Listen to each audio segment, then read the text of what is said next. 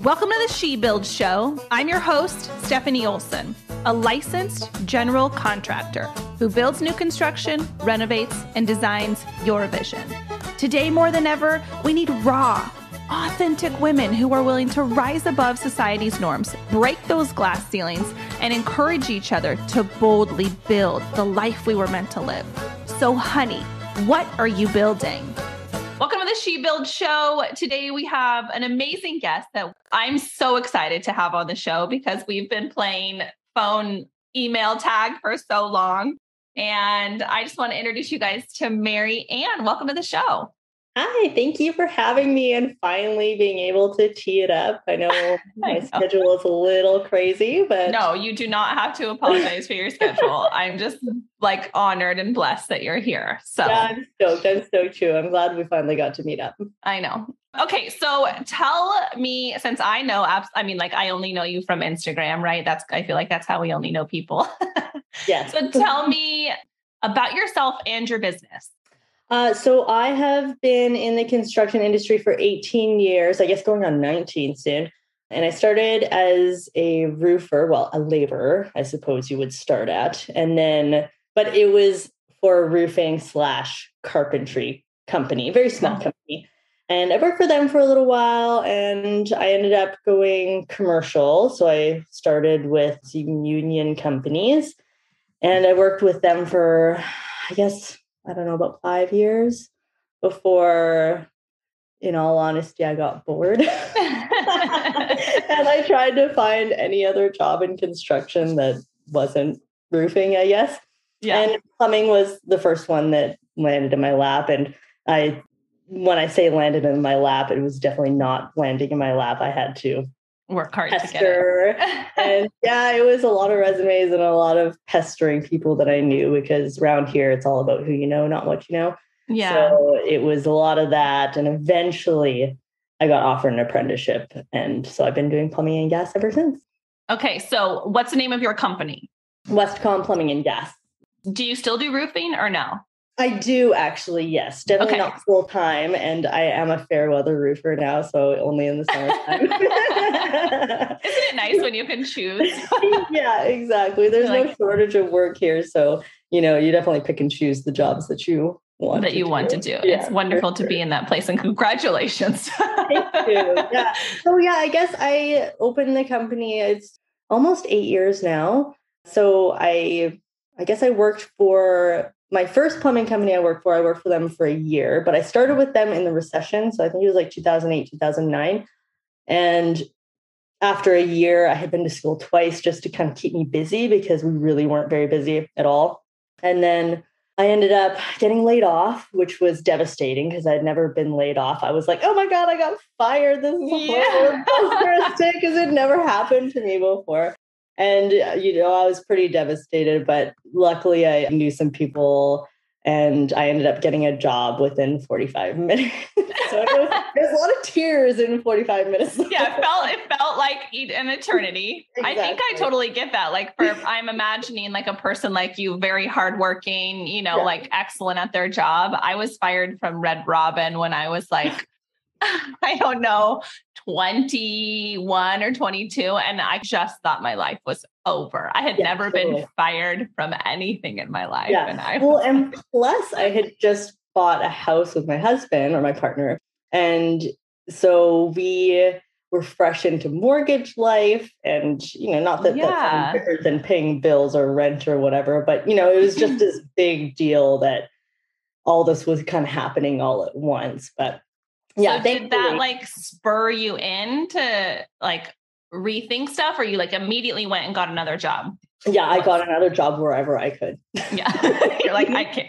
It was either that or I went back roofing, one of the two. So at least I had that option to go to, but I didn't want to because I had already started my apprenticeship plumbing and in gas. So it's I didn't really want to have to do that, but at least I had the option that was there because I already had made a name for myself in the roofing industry. So, I could have got a job anywhere at that point, but being able to. So where did it go from working for these other people, having an apprenticeship to maybe I'll have my own business, because that's a pretty big leap for, union workers and being apprenticeship. And, you're kind of on the path to work for somebody else when you're doing that.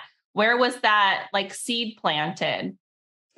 Well, so I worked for that company that I got hired with right after. I worked for them for the entire rest of my apprenticeship and then into journeyman.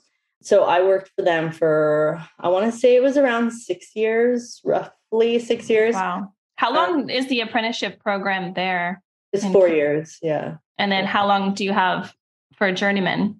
Yeah. Once you get your ticket, I think it's a little bit different in the States where, you get your journeyman title. And then after that, after X amount of time, you get your master. Mm-hmm. Right.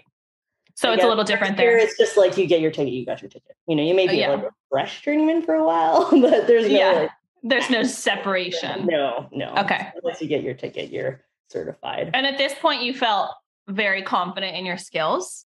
Well, I mean, I wouldn't say that anybody right into their journeyman status is super confident in their skills, because there's just so much, not in plumbing anyways, because there's so many different avenues that you could go with it. I was a new construction plumber and gas fitter. That's what I did. That's all. Just new construction. Got it. That's new construction. So I did geothermal, mechanical rooms, and I did gas fitting and boilers. More commercial side rather than residential. No, it was actually residential. It was residential? Yeah, okay. Yeah. So we had a subdivision that, they're, I don't know how you'd say that, I guess.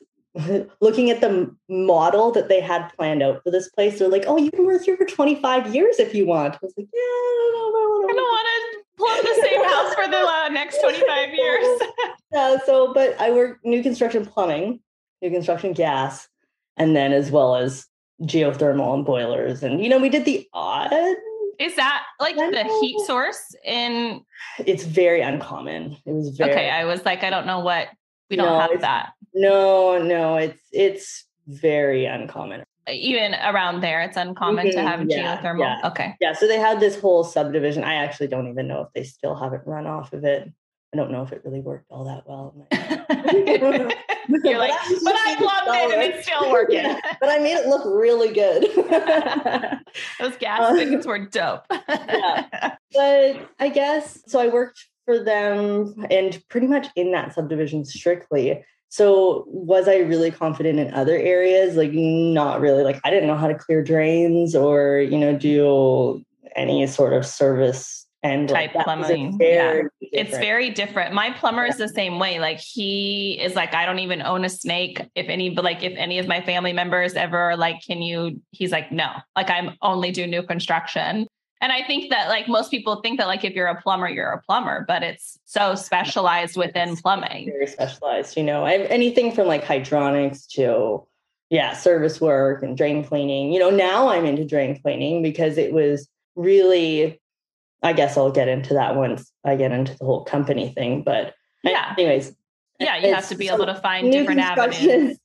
I didn't know everything. I was very far from knowing everything, and how I ended up starting the company was, like I was very comfortable job. It didn't matter if it was busy or slow. I always had full-time hours. I could work as many hours as I wanted. I was very comfortable. I didn't make the best wage, I don't think, but, we were very busy because we worked for less, and I think is what it was. But I actually hurt my back. I hurt my back once roofing. I slipped a disc and that's and so then painful. I did it again. It's so painful. And then I slipped another disc, or maybe it was the same one, but the other side. So I had sciatica on both sides. Oh gosh. That is so, my husband like had that, and he has a very high pain tolerance, and I've never seen anybody in so much pain. Yeah. My he herniated a disc, and he was shitting in a bucket on my lap. Let's look at that. That's true love. Right? I know. Oh my gosh. It's so painful. So what happened then? Did you need surgery or? No, I just kind of worked through it. Eventually it just got better. And now I'm like a serious gym rat. And, I make sure keeping that my core everything really strong. And that is honestly like, I haven't had any problems since. Oh, good. I actually thought that I was going to have to get a knee replacement by 35. And because my knees are totally shot from roofing and plumbing, both are very hard on your knees. And yeah, ever since I started working out and CrossFit and everything, yeah, I've had no problems with my back or my knees, which is... Well, that's great. Yeah. Muscles. Thank you, muscles. Exactly. Yeah, totally. So, but at the time I had hurt my back. I was out of commission for like 3 months, I think. And yeah, so at the time I was just going to take out a student loan. I actually had got approved for a student loan, and I didn't really know what I wanted to do because I've been in construction, since I was 18. Right. And how old are you at this point? I'm 36. Well, like today or when you were making this decision? Oh, when I made this decision, yes, I was 28. Okay. I just kind of get a little perspective. Like, yeah, okay. So you've been in the trade for like 10 years. I've been at that point. I'm just trying to look. I have my papers right beside me. Yes. 2000 and whatever, I don't know, 2008, 2009. Yeah, it's okay. We don't have to do math. I don't have my calculator in front of me. That's when I started plumbing anyway. So I've been doing okay. So you hurt your back and then trying to figure out what to do.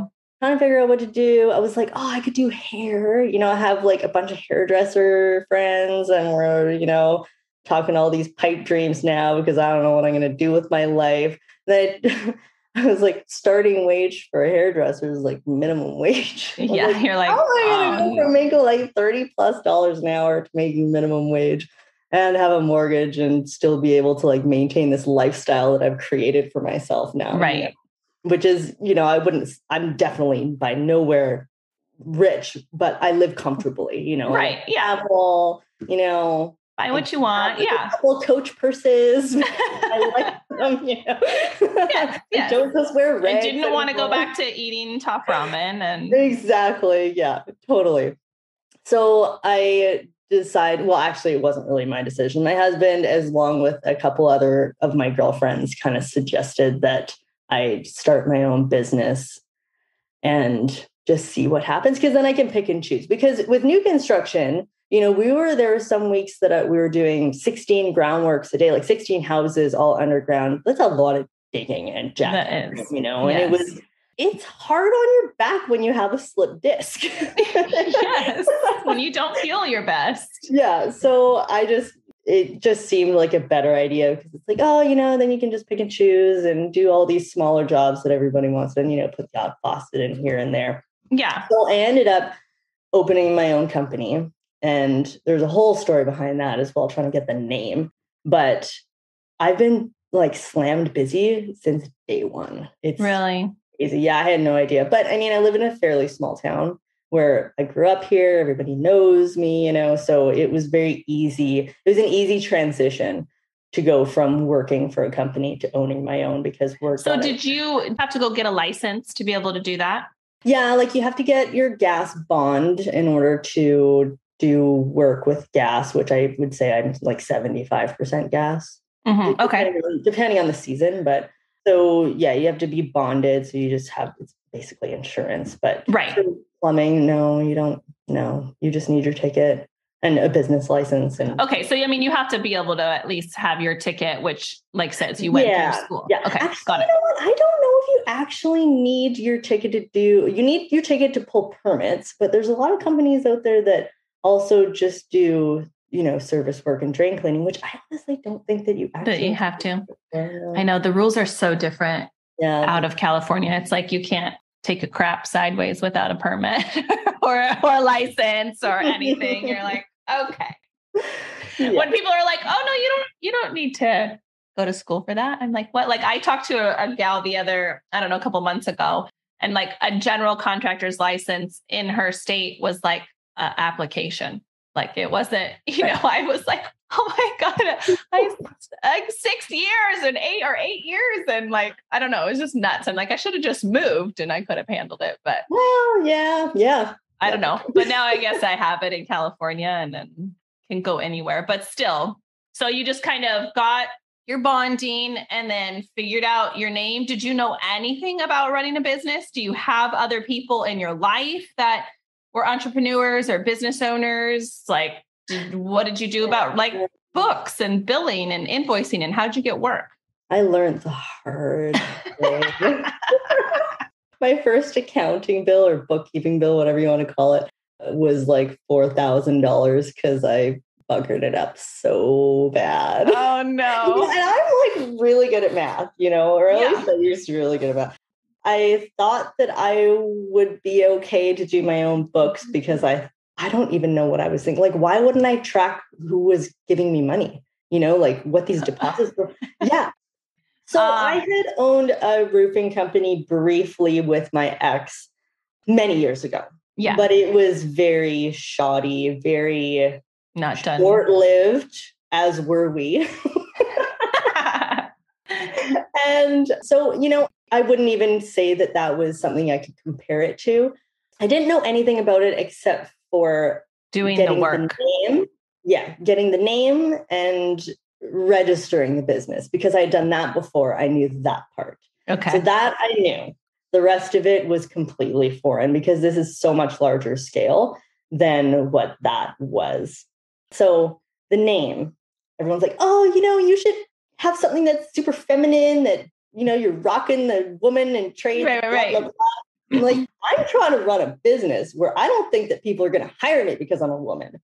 Right. Exactly. I know that happens. It is not foreign to me. Right. I know that this is an issue. So I didn't want to advertise this whole part of having a vagina and doing a man's work, man's job. Yeah. And have people not hire me because of that. I know that there's people that would hire me because of that, but I also know that there's people that wouldn't. So it's like, if I just kind of hide it, then I think that would be better.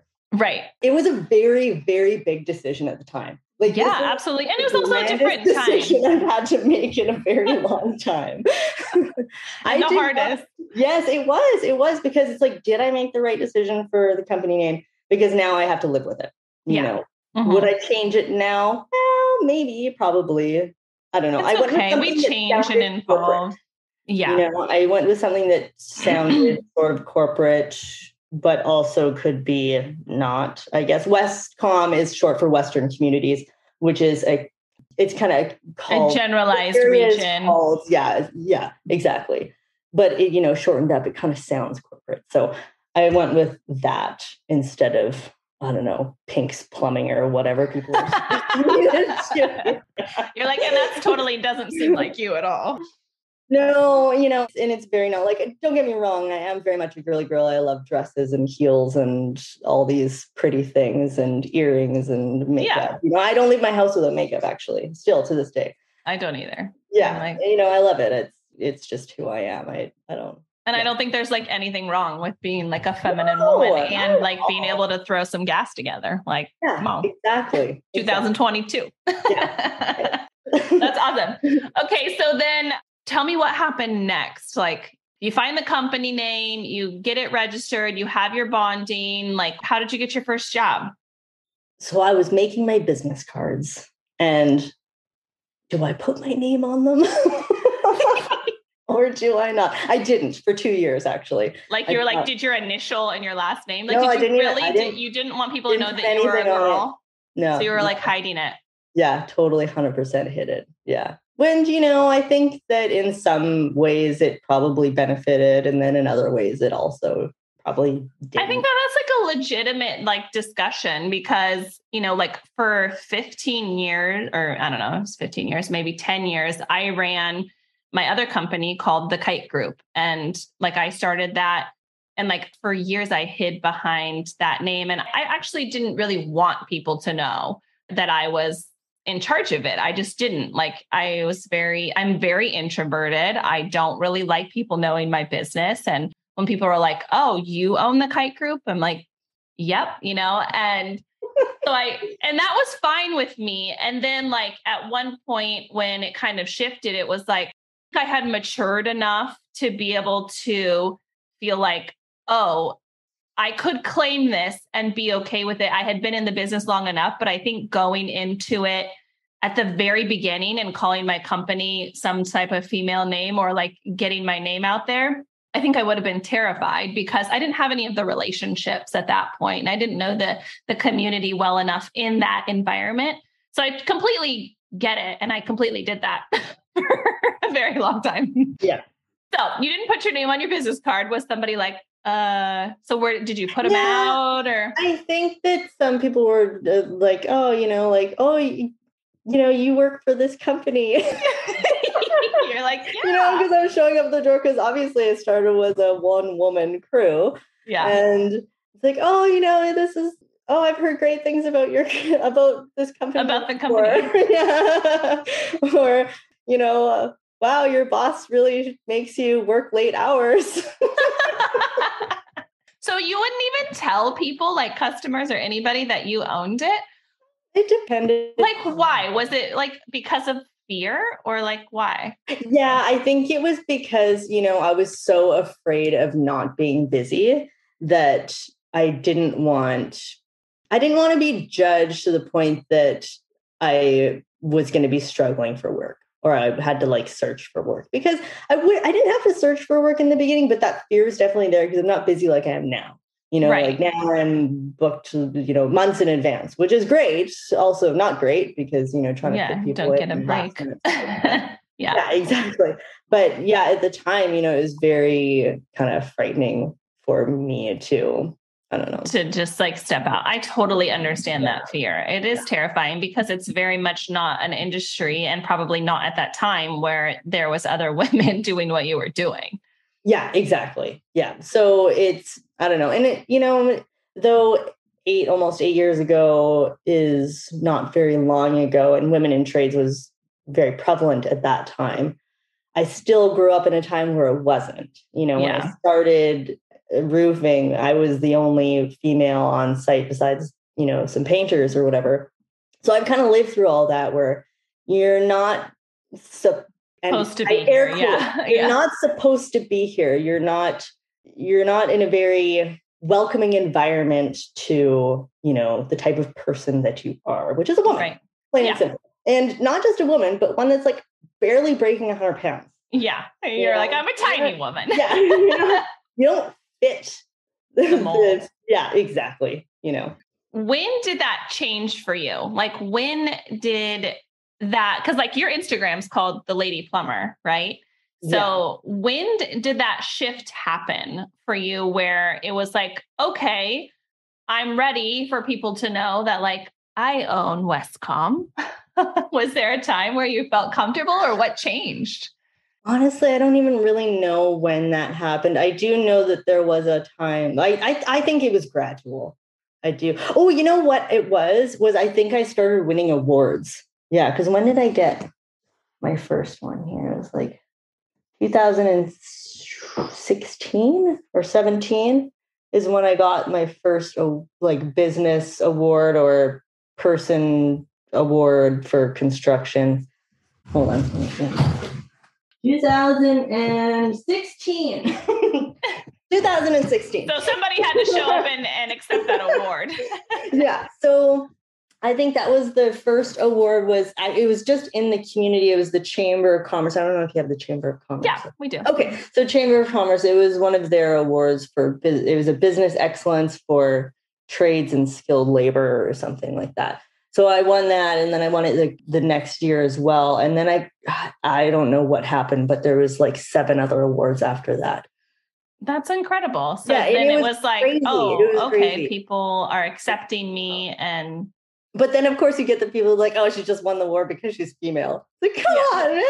Come on, have you seen my work? Whatever. There are always going to be naysayers. Yeah. So, yeah, I think that was when it all started unfolding. I think that within the first, I guess my business card, I ended up putting my name on it after 2 years. At a girl. It must have been 2 years after that I felt comfortable enough to actually put my name on the business card. I totally understand that fear. Like, cause I changed everything from the Kite Group to She Builds. And then I remember like the first house that I went to go build as a spec, and I put this giant sign, like, and it was on a busy road that like everybody coming into town saw, and it was like She Builds. And I was like, I don't think my concrete guys are going to show up because I put a sign out there, like I just didn't think that anybody would ever want to work for me again or like work with me. And I was wrong. Like I was 100% wrong, but it was like a legitimate thing that kept me up at night. That I was like, nobody's going to ever want to work for me again. Like all the subs, all these relationships, they're going to be like, are you kidding me? Like, even though it's the same person doing the same thing, all I did was change the name. And so no, I get it. I get that for sure. Because I still am the only female, showing up on site and, but it's just my own fear and I had to get over it. Yeah. Yeah. So I don't know. I guess I don't have that mentality anymore because anybody that calls already knows. Yeah. So it's not anything that I kind of have to deal with now. And if they don't want to call, then that's fine because there's lots of other plumbers out there. Yeah. They can go. Good luck getting an appointment. We're all busy. Right. Absolutely. Yeah. So which is great as well. There's no competition out here, which is, it makes everybody friendly with each other and all. And supportive and, hey, I'm busy, but try this guy or whatever. Yeah. I love that. Our community's like that as well. What do you think has been the most difficult part about starting the business and growing it, being this far in? What's been the hardest part for you? Employees. How many employees do you have now? Actually, pre-COVID, I had 9 and I got rid of everybody during COVID because there was like the government funding for employees. They could get CERB or whatever it was called.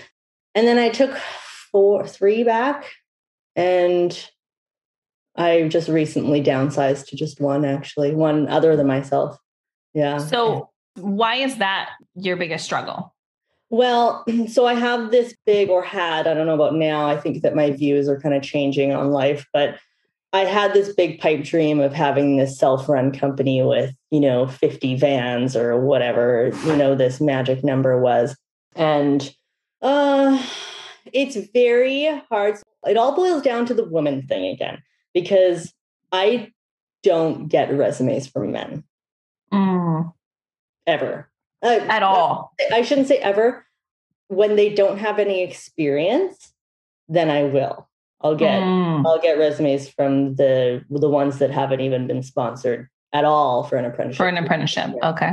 But I just otherwise, there's no resumes. And you know what? I say that it's all a woman thing, but I guess that plays a part in it. But it's also that there's just no employees, period, to hire. But then I have that one extra downfall. Of being a woman. But because I'm a woman, because why would a man work for the only female company out there when they have all the other ones to choose from? And I can't fault them for it, because that's just the way it is. My last male employee, who is lovely, by the way, he just didn't get along with one of the other employees, which is really unfortunate because he was a sweetheart and a very hard worker. And he still to this day says that I was the best boss that he ever had. Yeah. But he went and applied for another company. And I actually know this person. And it's really unfortunate because I considered this person a friend at the time anyways. And he said that it was embarrassing that he had my name on his resume. Oh, I know, right? Oh, how dare you? How dare you? And then try and be friendly with me at the whole yeah, fuck you. Yeah, but that's about sums it up. Yeah. So I struggle with that part. And it's so now I have only had women for a while. Mind you, I had one guy working for me right before COVID, but he was the grunt guy. He was definitely not a plumber. He was just there for shoveling. Yeah. Bless his heart. Bless his heart. Yeah. But yeah, like I only get resumes from women. And because the and there's probably not like experienced journeyman women that have the long-term history. It's like, oh, I want to be a plumber because like there's so much more attention and things coming into it. So you probably get inexperienced women. Yeah, because there's really not a lot of journeyman or journey person, whatever you want to call them, journey woman plumbers out there. Right. In this area. There's very little to choose from. And especially ones that want to work in my area, which is not in town. It's small town and it's like 45 minutes outside of the city. So there's that part as well. It's a few different reasons why. Yeah. It hasn't worked out how I wanted it. Well, I wouldn't even say wanted, because I do feel like my views have changed on it over the last year. And so that was my last pipe dream. And then everything's kind of changed since I got a concussion in last October. Actually, it was Thanksgiving last October. So it's almost been a year and I'm still suffering from symptoms. Oh my gosh. Yeah, it's been awful. But, it's also, in my opinion, it's also been a bit of a blessing in disguise, because it let me do some really much needed housekeeping with the company and get back to the roots of why I actually started this job. Because it was just managing people and babysitting, and especially with like a bunch of women. And I have all women that work, and sometimes they get along and sometimes they don't. And there's emotions, and like you can't argue it. Choose are emotional. I don't know. I'm emotional. Yeah. It's just the way that we're built. Yeah, absolutely. And so there's just a lot of personalities, and you know what? It happens with men too, because yes, it does. That's probably the hardest thing. The most emotional people that I've worked with have been men, actually. So correct me on that. I think just generally managing employees, if it's not your like innate, intrinsic human ability to be a leader and only care and listen for people, a lot of times it's like, I'm just really good at this skill and I love doing it. And I don't want to talk to you or manage your problems. I just want you to shut up and work, please. Yeah. And so I think that's why sometimes is that kind of the struggle that you had was like, I don't want to have to, I have a hard time dealing sometimes. I have really had to push myself to grow into being like, you have the ability to be a leader. It is not it doesn't come naturally to me to connect with people and help them through things. And it was like a skill I for sure had to learn, because it is a piece of like being a business owner that like, if you want to have people in your organization, you can't treat them like they don't exist. Yeah.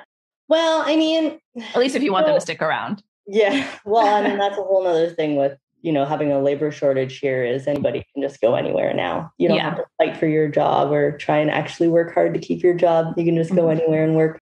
It's a funny place right now. I had to work really hard to keep my job. Right. Yeah, me too. So I wouldn't say that it was so much that part that you speak of, because I had spent my whole journeyman time before opening the company training people. And even before then, I was just one of those people that trained people for the last company that I worked for. I still am. I was even more so a hard ass then. I was brought up as a roofer. So, it is what it is. So I was one of those people that weaned out the not so great ones, Yeah. Or the ones that I worked for a very hard company to work for. If you weren't pulling your own weight, you got canned pretty quickly. Yeah. So, I was one of those people that would wean those people out, and it sounds harsh, but it is what it is. That's just what, I was known for it, so I'm a lot mellower now, especially with the growing times and, knowing that employees can't just go anywhere and work anywhere they want. You have to change your mentality on things. People don't have to work for their jobs anymore. So it's a lot different, but I wouldn't say that part is one of my struggles, because I've dealt with it for so long that just managing employees it's just part of the job. It's more so that my day is not finished until fixing all the fuck ups is done. Right. So like one of my last employees, it was like 16 callbacks in 2 weeks. I'm the boss, so I have to go deal with that. When I was working for a company, I could finish my job at, I would work late often, but I wouldn't work till like 10 o'clock at night. How no? Because I have a home, I have a life outside of my work, and that's what I'm going to go to. Now it's like, I have to be that person, because that's who my boss was. If nobody was fixing the problem, that he would go fix the problem. Right. So that was just, that's my turn.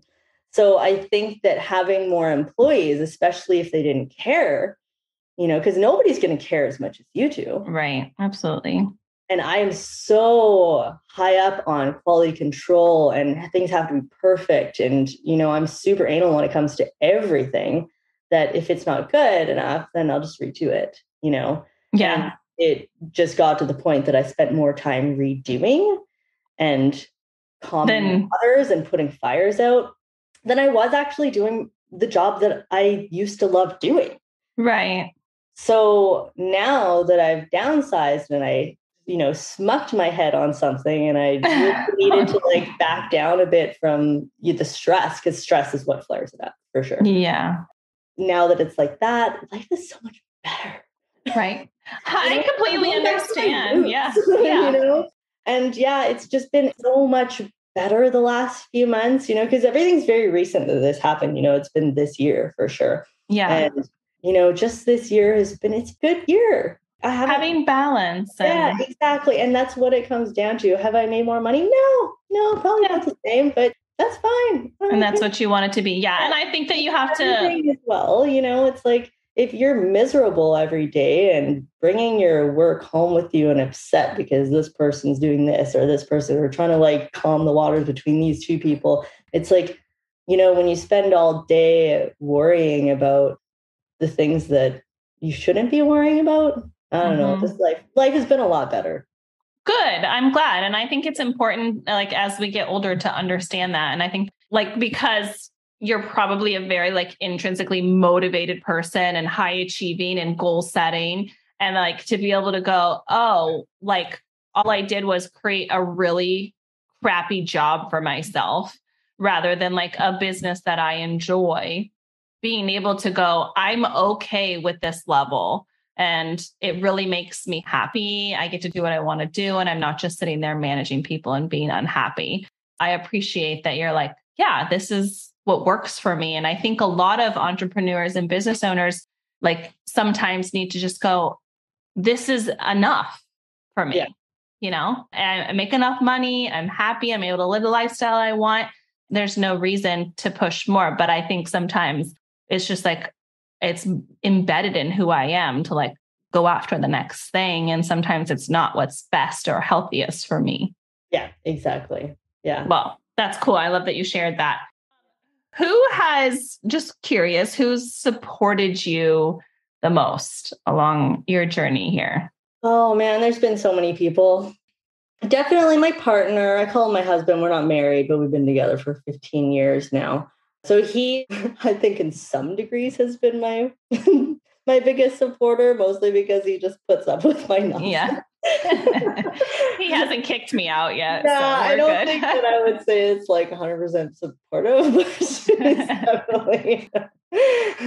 I have some very, very good friends, some very, very good girlfriends. And, I only really started hanging out with girlfriends, I would say, since I opened the company, not before at all, really. I had some people that I hang out with, but I wouldn't really consider them super close friends.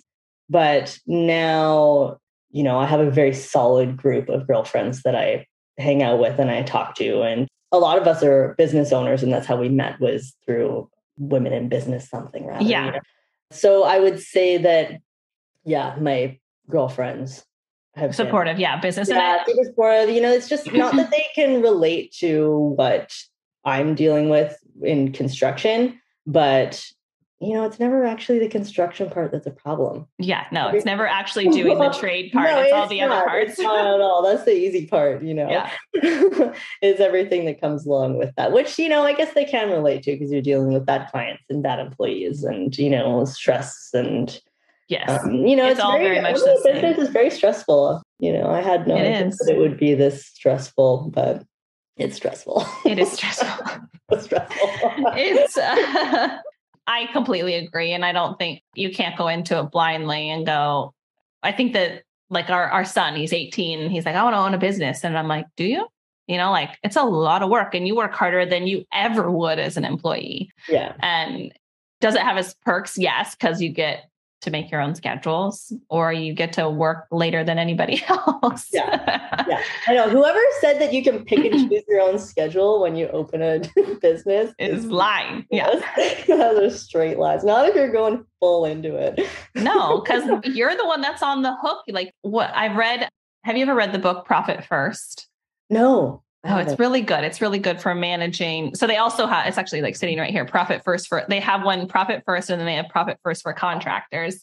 He talks about you could never ask an employee to stay till 10 or 11 o'clock at night, unpaid and no benefits and, all of those things. And so he really is commanding that actually as a business owner, as an equity owner of your business, that you are to be paid as the best employee, because replacing yourself would cost so much money, right? Yeah. And so he really actually teaches you how to make sure that you're benefiting from being the one who created this business, because you could never find anybody to work for as little as you do, for as long as you do on weekends and holidays. It's like, you're the least paid employee. And I just loved that like mentality shift, that it was like, oh, like how much would it cost to actually replace what I do?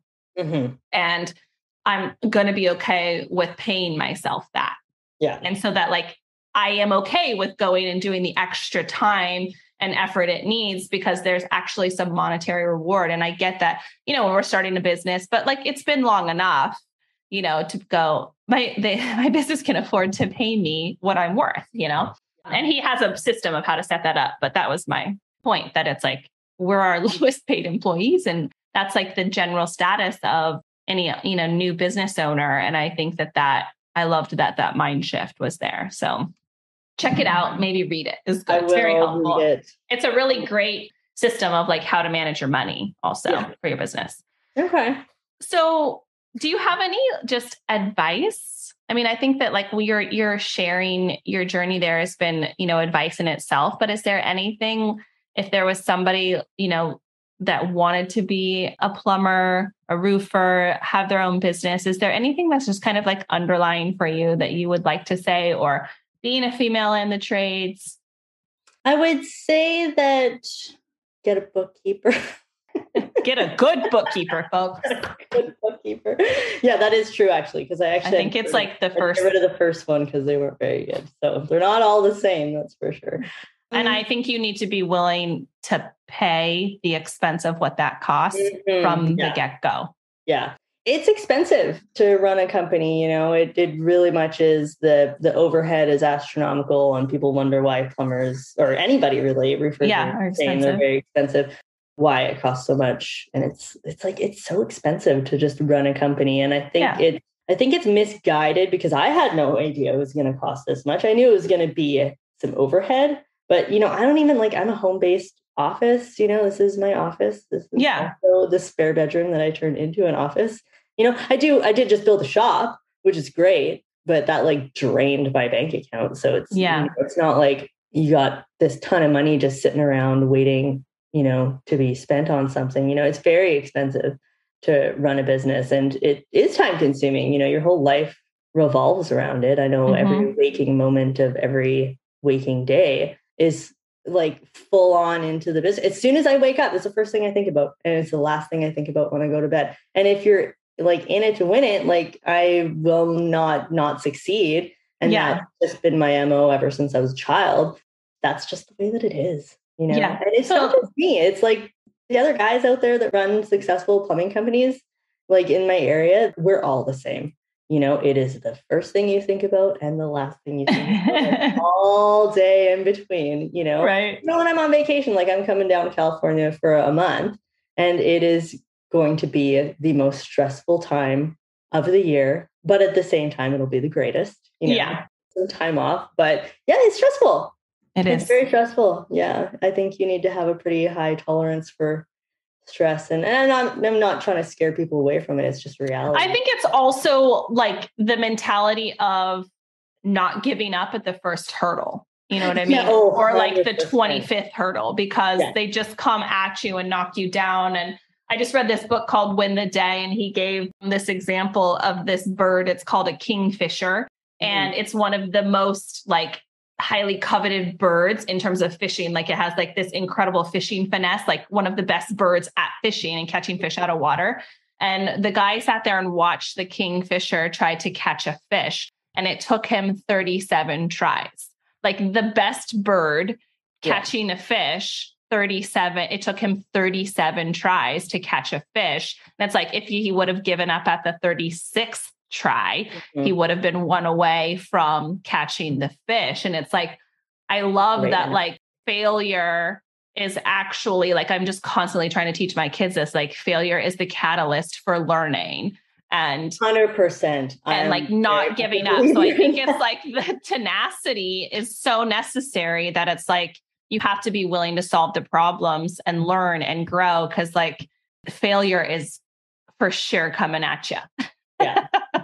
And you know, that is how you grow. Like I tell my apprentices all the time and people that I've trained, like the most learning that's going to happen is after you screw something up. Yeah. You know? You're not going to get it winning. Yeah, exactly. You're not going to get it your first try. And you certainly aren't going to get it if you win it every time. Yeah. The most learning experiences that you're going to do is when you fail. Yeah, when it hurts more. And generally ethically fail. Yes.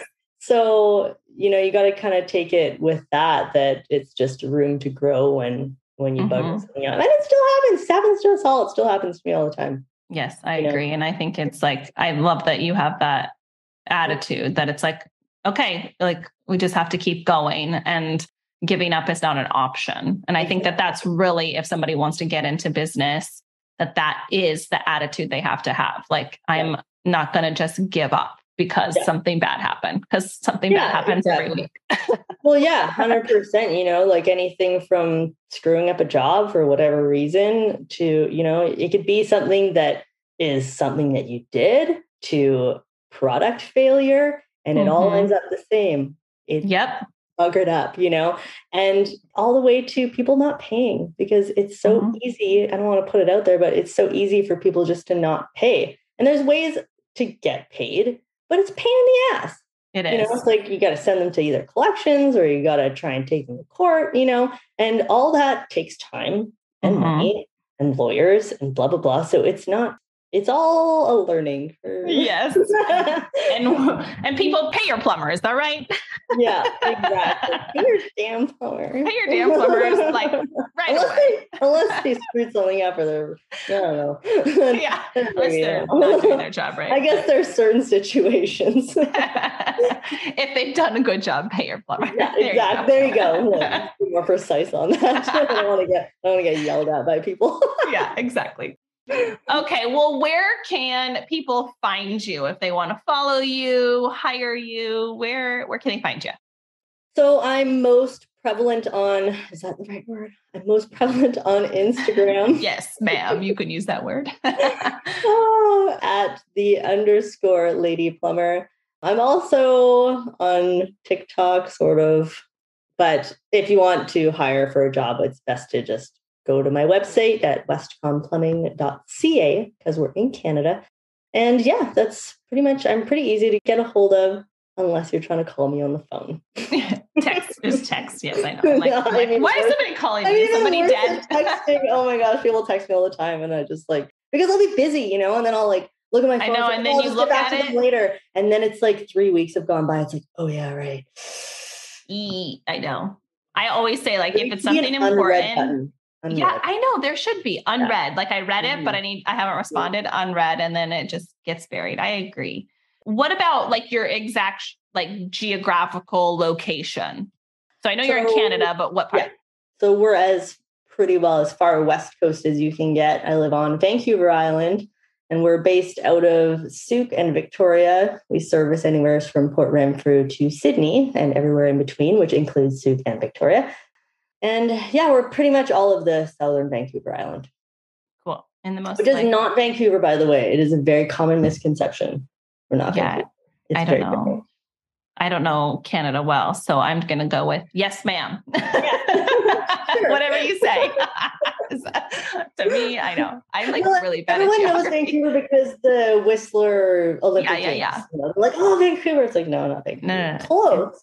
close, but still a few hours away. There's Is a it? full ferry ride and everything. So, yeah. Well, I get the same Live thing. on an People are island. like, "Oh, you live in California? Like you're down in like, Yeah. Oh, San Diego. Yes. And I'm like, Right. 9 hours away. Yeah. Not even close. Just 9 hours. Yeah. Yeah. Pretty much. It's very different north Yeah. to south. Like, sure. no, it takes us 3 hours to get to the ocean, people. Like, leave me alone. I don't live anywhere near Southern California. Yeah. Well, oh my gosh, Marian, it was so wonderful to meet you and chat with you. And thank you for sharing your journey and your path. And I just wish you the best of luck and that the business just unfolds in the way that you want it to. And you really just get to do what you love and share your gift with the world. Thank you. I mean, I am a lover of life and, I don't just work. I have a lot of outside of work activities. And, since downsizing, I've got to do a lot more, which has been great. And I had this conversation with somebody recently and, I get asked this question like, oh, how many employees do you have? And since I have only one now, it kind of hurts the heart a little bit. Yeah, it feels like a little bit of like a failure. And you're like, because people ask that me, like somehow they judge you based upon the amount of employees you have as successful or not. And it's like, hey, we got a 2-person dream team, sucker, Yeah, exactly. And it's just how I want it. Yeah, totally. They're like, Marianne, it's not downsizing.